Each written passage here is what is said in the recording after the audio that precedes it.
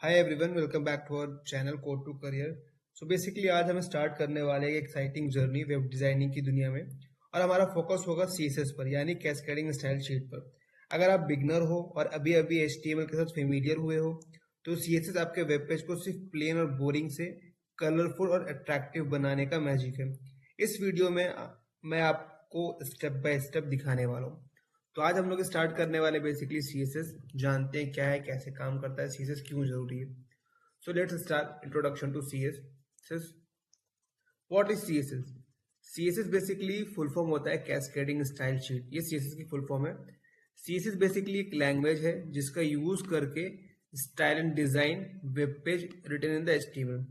जो भी हम एचटीएमएल के थ्रू जो भी स्ट्रक्चर रेडी करते हैं उस स्ट्रक्चर को सीएसएस के थ्रू स्टाइल दे सकते हैं, एक अच्छा डिजाइन बना सकते हैं, बहुत अच्छा अट्रैक्टिव डिजाइन एक पेज रेडी कर सकते हैं। जैसा कि आप लोगों को पता है कि एचटीएमएल बेसिकली एक स्ट्रक्चर है। जैसे कि आप यहाँ पे एग्जांपल देख रहे हैं, एचटीएमएल का यूज करके इन्होंने एक स्केलेटन तैयार किया, कार की बॉडी को रेडी किया। बट सीएसएस क्या करता है, उसको प्रेजेंटेशन देता है, उसका लुक्स को देता है। जैसे कि आप देख सकते हैं कि इस स्ट्रक्चर को सीएसएस का यूज करके हमने यहाँ पे डेकोरेट किया, पेंट किया, एक अच्छा अट्रैक्टिव लुक दिया है। तो बेसिकली ये सीएसएस का काम होता है। जावास्क्रिप्ट के बारे में हम आगे पढ़ने वाले हैं। Without CSS website would look plain and boring.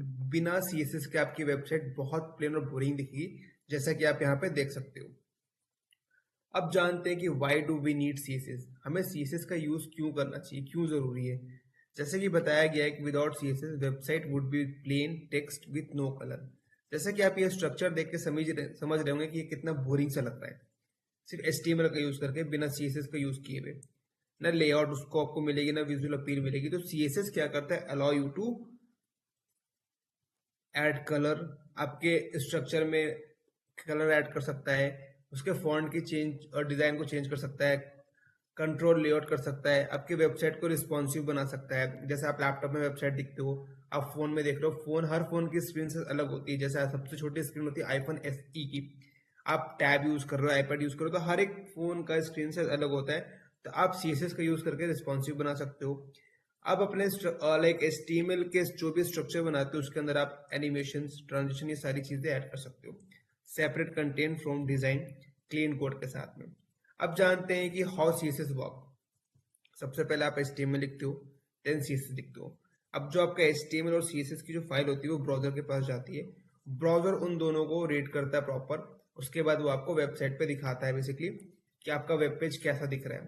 पहला स्टाइल जो आपका एचटीएमएल के थ्रू आप जो स्ट्रक्चर बनाते हो वो आपको बहुत बोरिंग दिखेगा, बट सीएसएस जैसे ऐड करेंगे आपका जो भी वेब पेज होगा वो बहुत खूबसूरत दिखता है।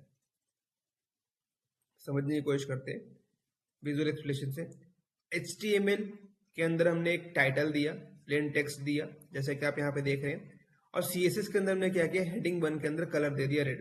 तो हेडिंग 1 के अंदर जो भी टेक्स्ट हम लिखते हैं वो बेसिकली उसका कलर रेड हो जाता है। और जो भी पैराग्राफ टेक्स्ट होता है उसका फॉन्ट हम दे सकते हैं। और ये दोनों ब्राउजर के अंदर जाएगा और एक अच्छा सा ब्यूटीफुल वेबसाइट बना के दिखाएगा। तो चलिए हम लोग एग्जाम्पल करके देखते हैं। intro.html के नाम से फाइल बना रखी है।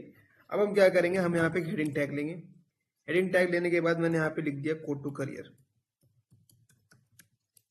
और एक पी टैग लिया यहाँ पे हमने। पी टैग में हमने लिख दिया कोड टू करियर। अगर मैं इसका आउटपुट निकालू तो देखो कुछ इस तरीके से आएगा।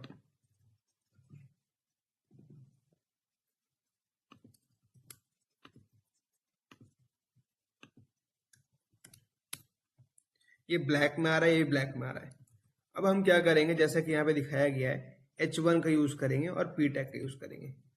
तो मैंने क्या किया, मैंने एक इंटरनल सीएसएस लिया, इसके अंदर मैंने H1 दिया।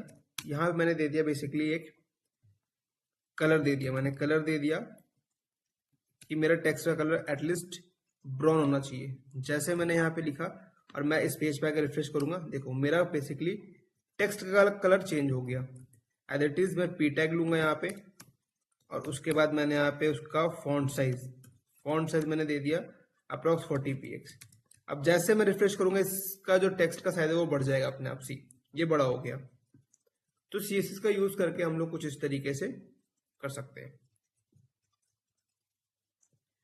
तो CSS work by selecting HTML element and applying style to them. क्योंकि सीएसएस बेसिकली आपकी HTML एलिमेंट के साथ काम करता है और उसके चीज़ों को एक खूबसूरत सा व्यू देता है। अब बात करते हैं बेसिक सिंटेक्स CSS के बारे में, वेरी इंपॉर्टेंट है।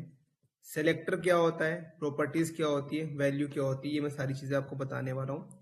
देखो अभी तक HTML में आप जब पढ़ते थे तो P टैग होता था, P एलिमेंट पढ़ते थे, हेडिंग एलिमेंट पढ़ते थे। बट जैसे आप CSS के अंदर आओगे तो आप इसको CSS के अंदर आप इसको एलिमेंट नहीं बोलोगे, इसको बोलेंगे सिलेक्टर। जैसे कि मैंने यहाँ पे H1 लिया हुआ है तो ये बेसिकली एक सिलेक्टर है, ये CSS के अंदर आ गया। अगर हम HTML के अंदर है तो बेसिकली ये मेरा टैग और एलिमेंट कहलाएगा, बट CSS के अंदर आप इसको सिलेक्टर बोलेंगे। और ये आपकी प्रॉपर्टीज होती है, जैसे आपने कलर प्रॉपर्टीज दी और कलर के अंदर कौन सी प्रॉपर्टीज की वैल्यू दी है। मैंने कलर ले लिया ब्राउन, तो इसको बोलते हैं कलर की प्रॉपर्टीज और ये हो गया आपकी वैल्यू। जैसा कि यहाँ पे एग्जांपल दिया हुआ, प्रॉपर्टीज आपकी हो गई और ये वैल्यू हो गई। तो ये आपकी प्रॉपर्टीज है, ये वैल्यू है, ये भी आपकी प्रॉपर्टीज है और ये भी आपकी वैल्यू है।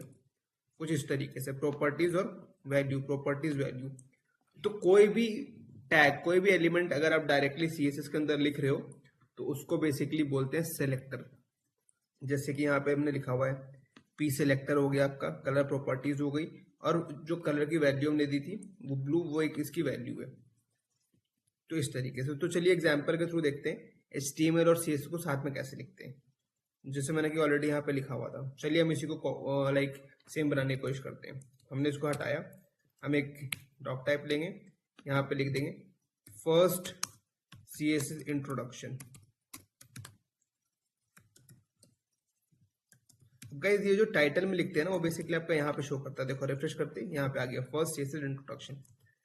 अभी हमने यहाँ पे क्या लेना है, H1 टैग लेना है और P टैग लेना है। बॉडी में आए हम, सेम बनाएंगे जो यहाँ पे लिखा हुआ है, hello CSS। Then paragraph tag में क्या लिखा हुआ है, this is my first style paragraph, like this is my first style paragraph. अब आप लोग जानते हैं कि जैसे मैं यहाँ पे इसको रिफ्रेश करूंगा ये नॉर्मल सा टेक्स्ट आ रहा है। अब CSS में क्या किया गया है, इसको बोलते हैं इंटरनल CSS। आने वाले जो नेक्स्ट टॉपिक होगा आपका उसमें मैं बताऊंगा बेसिकली ये इंटरनल CSS होता क्या है। अब मैंने यहाँ पे H1 लिया, इट्स मीन मैंने एक सिलेक्टर लिया, मैंने कोई एलिमेंट नहीं लिया, मैंने सिलेक्टर लिया। इसके अंदर कह रहा है कलर ग्रीन कीजिए और टेक्स्ट लाइन सेंटर कीजिए। तो कलर हो गई मेरी प्रॉपर्टीज और ग्रीन हो गई मेरी वैल्यू, हम ग्रीन लेते हैं। उसके बाद कह रहा है टेक्स्ट लाइन सेंटर कर दीजिए। टेक्स्ट लाइन मेरी हो गई प्रॉपर्टीज और उसकी वैल्यू हो गई सेंटर।